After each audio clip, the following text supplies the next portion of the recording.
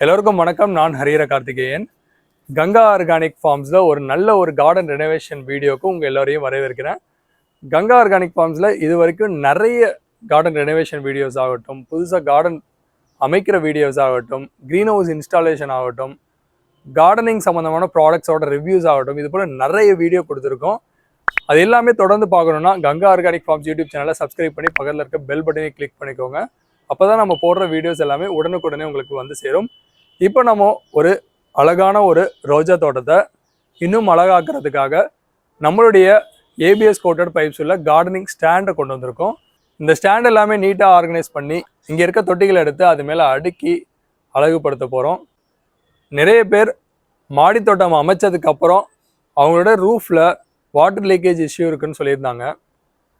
அந்த இஷ்யூவை எப்படி தவிர்க்கலாம் அப்படின்றதுக்காக இந்த வீடியோ உங்களுக்கு ரொம்பவே பயன்படும். இந்த வீடியோ ஃபுல்லாக பாருங்கள், நிறைய டிப்ஸ் இருக்குது. வாங்க நாம் இப்போ வீடியோக்குள்ளே போகலாம்.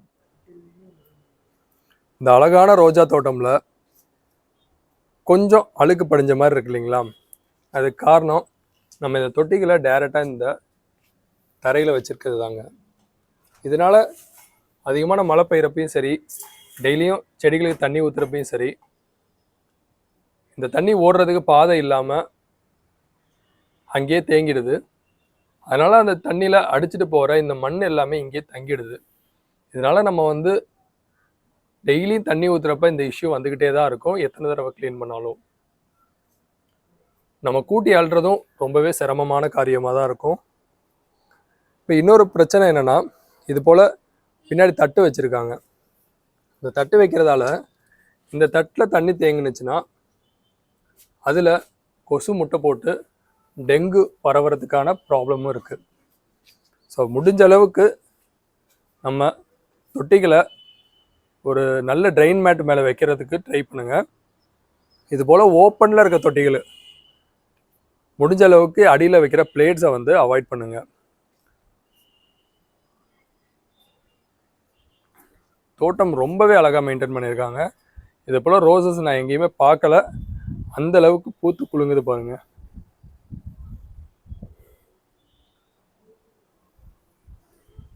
பர்சனலாக ரொம்பவே பிடிச்சிருக்குது. அதனால தான் கார்டன் ரெனோவேஷன் ஒர்க்கை இன்னமும் ஸ்டார்ட் பண்ணாமல் இந்த ரோசஸ் எல்லாமே வந்து வீடியோ எடுத்து உங்களுக்காக பதிவு பண்ணிகிட்ருக்கேன். கார்டன் ரெனோவேஷன் பண்ணுறதுக்கு நம்மள்ட்ட ஸ்டாண்டு எல்லாமே ரெடியாக இருக்குது. இப்போ நமக்கு ரெனோவேஷன் ஒர்க்கை ஸ்டார்ட் பண்ணுறதுக்கு முன்னாடி இந்த ரோஸ் எல்லாமே எப்படி இருக்குது, ஆல்ரெடி எப்படி மெயின்டைன் பண்ணாங்கன்றதை இப்போ காமிக்கிறதுக்காக தான் இந்த ஒரு சின்ன வீடியோ ரெடி பண்ணியிருக்கேன். ஏபிஎஸ் கோட்டட் பைப்ஸ் உள்ள ஸ்டாண்டு நம்ம யூஸ் பண்ணுறதால நமக்கு என்ன பெனிஃபிட்ஸ்னால், அது துருப்பிடிக்காது, அதனால் லாங் லைஃப் வரும். அது மட்டும் இல்லை, நம்ம ஸ்டாண்டில் செடிகள் வைக்கிறதால நிறைய பெனிஃபிட்ஸ் இருக்குதுன்னு சொல்லியிருந்தேன். அதில் ஒரு பெனிஃபிட் பார்த்திங்கன்னா, இந்த எறும்பு தொல்லை. இந்த மண் வெளியே வர்றதுக்கு காரணம் இதுக்குள்ளே இருக்க எறும்புகள் தான். இந்த தொட்டி கீழே இல்லாமல் நம்ம ஸ்டாண்டில் இருந்திருந்ததுன்னா அடியில் இப்போ தண்ணியோட அளவு கம்மியாக இருந்திருக்கும். இப்போ தொட்டியை நகர்த்தி பார்க்குறேன் பாருங்கள், இந்த இடத்துல ஒரு ஈரப்பதம் இருக்கும். இந்த ஈரப்பதத்துக்கு கண்டிப்பாக எறும்புகள் வரும். அதை விட முக்கியமாக இது ஒரு 3வது மாடி. இங்கே டைல்ஸ் போட்டிருக்காங்க. டைல்ஸில் ரொம்பவே கவனிக்க வேண்டியது இந்த கேப்ஸ் தான். இப்போ கூலிங் டைல்ஸ் நிறைய பேர் போடுறாங்க. இந்த கேப்ஸ் எல்லாமே வந்து கரெக்டாக வந்து கிரவுட்டிங் பண்ணணும். கிரவுட்டிங் பண்ணலைன்னா ஏதாவது ஒரு இடத்துல இந்த கிரவுட்டிங் ப்ராப்ளம் இருந்தால் கூட அந்த இடம் மூலயமா தண்ணி கீழே இறங்கி இந்த டைல்ஸில் இருக்க கேப்ஸ் வழியாக நம்ம மாடியோட ரூஃப் டேமேஜ் பண்ணுறதுக்கு நிறைய வாய்ப்பு இருக்குது. ஸோ அதனால் முடிஞ்ச அளவுக்கு நம்ம இந்த கிரவுட்டிங் எல்லாமே கரெக்டாக செக் பண்ணணும். முடிஞ்ச அளவுக்கு நம்மளுடைய தொட்டிகள் எல்லாமே ஸ்டாண்டு மேலே வைக்கணும். கீழே தரையில் நம்மளுடைய தொட்டிகள் எதுவுமே டச் ஆகாமல் பார்த்துக்கணும். அப்படி பண்ணுறதால இன்னொரு பெனிஃபிட்ஸ் என்னென்னா, இது போல் ஃப்ளோர் கரையாகாமல் இருக்கும். இப்போ நம்ம ஒரு 2 ஸ்டெப் ஸ்டாண்டில் ட்ரைன் செல்ஸை ஃபிக்ஸ் பண்ண போகிறோம். அதுக்கு நம்ம வந்து இந்த யூவி ரோப்பை யூஸ் பண்ணுறோம். நிறைய பேர் டேக் யூஸ் பண்ணுவாங்க, ஆனால் நம்ம டேக் யூஸ் பண்ணுறதில்ல. எதனாலனா டேகோட லைஃப் வந்து பார்த்திங்கன்னா அதிகபட்சம் 6 மாதத்துலேருந்து 1 வருஷம் தான் வரும். ஏன்னா வெளிச்சப்படலை அப்படின்றதுக்காக. டேரெக்டாக வெயில் பட்டதுன்னா ஒரு மாதம் கூட வராது. ஸோ அதனால் முடிஞ்ச அளவுக்கு நான் இந்த யூவி ரோப் யூஸ் பண்ணுறேன். இந்த யூவி ரோப்பை தான் நாங்கள் வந்து ஷேட் நெட்டில், அதாவது க்ரீன் ஹவுஸில் ஷேட் நெட் ஃபிக்ஸ் பண்ணுறதுக்கு இந்த யூவி ரோப்பு தான் பயன்படுத்துகிறோம். இதை யூஸ் பண்ணி தான் இப்போ நான் வந்து இந்த 2 ஸ்டெப் ஸ்டாண்டில் ட்ரெயின் செல்ஸை ஃபிக்ஸ் பண்ண போகிறேன். நிறைய பேருக்கு ட்ரெயின் செல்லை பற்றி தெரியாது, நான் ஒரு தடவை சொல்லிடுறேன். இதுதான் அந்த ட்ரெயின் மேட். இந்த ட்ரெயின் மேட் வந்து பார்த்தீங்கன்னா 10 இன்ச்சு அகலமும் 20 இன்ச்சு நீளமும் இருக்கும். இது 30 mm திக்னஸ் உள்ள ஒரு ட்ரெயின் மேட். இந்த மேட்டை என்ன பண்ணுறோன்னா இந்த 2 ஸ்டெப் ஸ்டாண்டுக்கு மேலே ஃபிக்ஸ் பண்ணிவிட்டு 3 மேட்டு தேவைப்படும். இங்கே மேலே வந்து ஒரு 3 மேட்டு, கீழே 3 மேட்டு தேவைப்படும். இதை வந்து ஃபிக்ஸ் பண்ண போகிறோம்.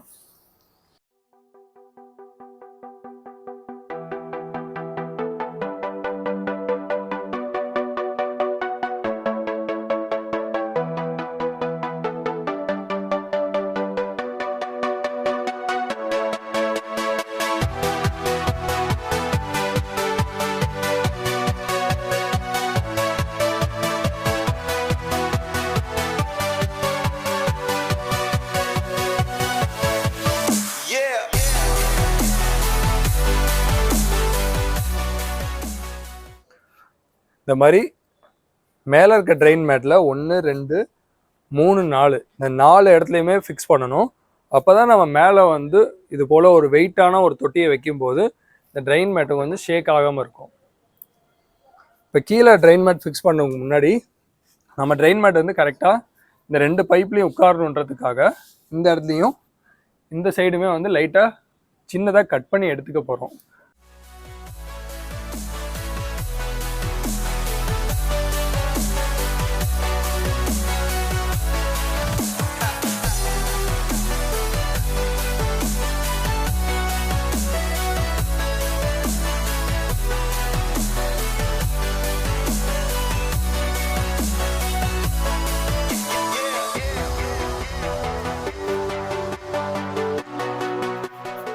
இந்த இடத்துல வந்து இந்த பீஸை வந்து நான் கட் பண்ணி எடுத்துக்கிட்டேன்.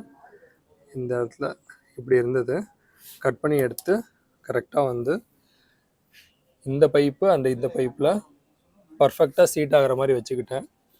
அப்போ தான் நமக்கு வந்து லோடு வந்து ஈக்குவலாக இந்த 2 பைப்பில் டிஸ்ட்ரிபியூட் ஆகும்.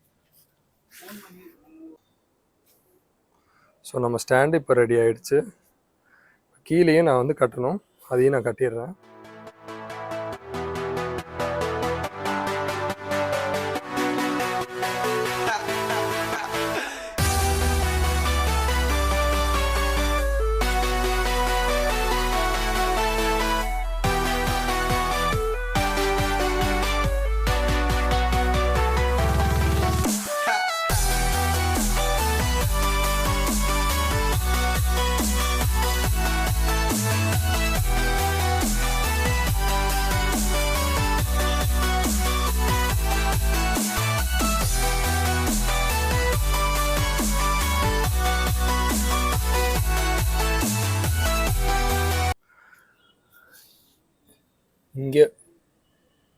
இங்கே 1 இங்கே 2 3 4, அதாவது கீழே ஒரு பைப் ஓடுது இந்த 4 இடம், ப்ளஸ் இங்கே 1 2 3 4, கிட்டத்தட்ட ஒரு 8 இடங்களில் வந்து இந்த ஸ்டாண்டுக்காக கட்டியிருக்கோம். அப்போ தான் வந்து நம்ம மேலே தொட்டிகள் வைக்கும்போது ஷேக் ஆகாமல் இருக்கும் இந்த ட்ரெயின் மேட்.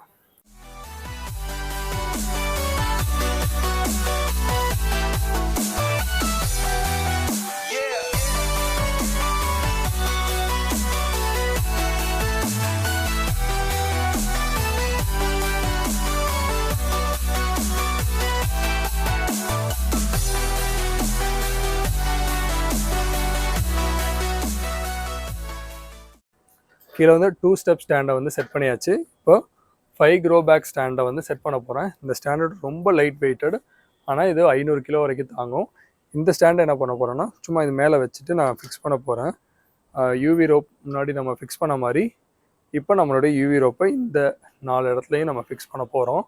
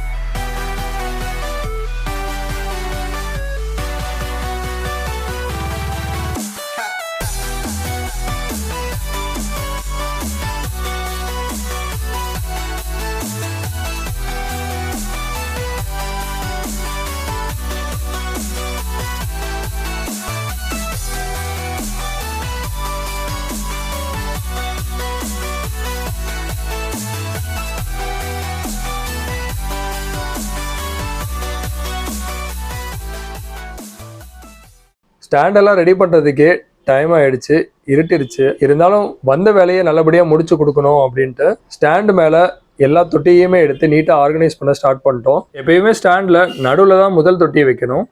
அதுக்கப்புறம் மற்ற 2 பக்கமுமே ஈக்குவலாக லோடு கொடுத்துட்டு நம்ம தொட்டிகளை அட்ஜஸ்ட் பண்ணி வைக்க முடியும். ஏன்னா தொட்டியோட வெயிட் ரொம்பவே அதிகன்றதால தான் இந்த மாதிரி மெத்தடை ஃபாலோ பண்ணுறோம். ஃபஸ்ட்டு 3 தொட்டி வச்சு பார்த்தோம். இன்னுமே நிறைய ஸ்பேஸ் இருந்ததால் இன்னொரு தொட்டி வச்சு டோட்டலாக 4 தொட்டியை இந்த ஸ்டாண்டில் வச்சோம். இந்த ஸ்டாண்டு பேர் வந்து 5 grow bag stand. 12x12 grow bag வைக்கிறப்ப நம்ம 5 வைக்கலாம். ஆனால் இது போல் தொட்டிகள் வைக்கும்போது கீழே கோனிக்கல் ஷேப்பில் இருக்கும், மேலே வந்து கொஞ்சம் அகலமாக இருக்குன்றதால நம்மளால் நிறைய வைக்க முடியாது. கார்டனில் கிட்டத்தட்ட 100 தொட்டிக்கு மேலே இருக்குது. ஆனால் இப்போதைக்கு நாங்கள் பிளான் பண்ணதுன்னு பார்த்தீங்கன்னா ஒரு 30 தொட்டிக்கு மட்டும்தான். ஏன்னா இந்த ஏபிஎஸ் ஸ்டாண்டோட அவுட்புட் எப்படி இருக்குன்றத கிளைண்ட்டுக்கு காட்டணுன்றதுக்காக இப்போதைக்கு ஒரு டெமோவாக இந்த ஒரு 5 ஸ்டாண்ட் ரெடி பண்ணி கொடுக்க சொல்லி கேட்டிருந்தாங்க. ஸோ அதே மாதிரி 5 க்ரோ பேக் ஸ்டாண்டில் 5 ஸ்டாண்டும் 2 ஸ்டெப் ஸ்டாண்டில் ஒரு ஸ்டாண்டும் ரெடி பண்ணி இந்த ரோஜா செடிகள் எல்லாமே நீட்டாக எடுத்து ஸ்டாண்டு மேலே ஆர்கனைஸ் பண்ணதுக்கு அப்புறம் இந்த கார்டனே ரொம்பவே அழகாயிடுச்சு. ஃபுல்லாக எல்லா ஒர்க்கும் முடிஞ்சதுக்கப்புறம் கூட்டி க்ளீன் பண்ணி பர்ஃபெக்டாக அவங்களுக்கு கொடுத்தோம். அந்த அவுட்புட்டை பார்த்தோன்னா ரொம்பவே ஆச்சரியப்பட்டாங்க. ஏன்னா இவ்வளோ நாள் இது போல் ஒரு ஸ்டாண்ட் இருக்குன்றது தெரியாததால தான் இந்த தொட்டிகள் எல்லாமே கீழேயே வச்சு மெயின்டைன் பண்ண முடியாமல் ரொம்பவே சிரமப்பட்டதா எங்கள்கிட்ட சொன்னாங்க. ஸோ இப்போது அவங்களுக்கு ரொம்பவே ஈஸி ஆகிடும் மெயின்டெனன்ஸ். இது போல் உங்கள் தோட்டத்தையுமே ப்ரொஃபஷனலாக ஆர்கனைஸ்டாக ரெனோவேட் பண்ணணுன்னா ஸ்க்ரீனில் தெரிகிற வாட்ஸ்அப் நம்பருக்கு உங்கள் மாடியோட ஃபோட்டோஸ் அண்ட் வீடியோ ஷேர் பண்ணுங்கள். எங்கள் டெக்னிக்கல் டீம்லேருந்து அதை பார்த்துட்டு சீக்கிரமாக உங்களை காண்டாக்ட் பண்ணி பேசி உங்களுடைய ரெக்குயர்மெண்ட்ஸ் என்னன்றதை கேட்டுக்கிட்டு ஒரு ப்ரொஃபஷனலான ஒரு தோட்டத்தை ஆர்கனைஸ் பண்ணி கொடுப்பாங்க. இந்த வீடியோ பிடிச்சிருந்தா லைக் பண்ணுங்கள். தோட்டத்தை ரெனோவேட் பண்ணணும்னு நினைக்கிற உங்களுடைய ஃப்ரெண்ட்ஸுக்கு ஷேர் பண்ணுங்கள். இந்த வீடியோ பற்றின உங்களுடைய கருத்துக்களை கீழே கமெண்ட்டில் சொல்லுங்கள். இதுபோல் பயனுள்ள வீடியோக்களுக்கு கங்கா ஆர்கானிக் ஃபார்ம்ஸ் யூடியூப் சேனலை சப்ஸ்கிரைப் பண்ணி பக்கத்தில் இருக்க பெல் பட்டனையும் கிளிக் பண்ணிடுங்க. நன்றி.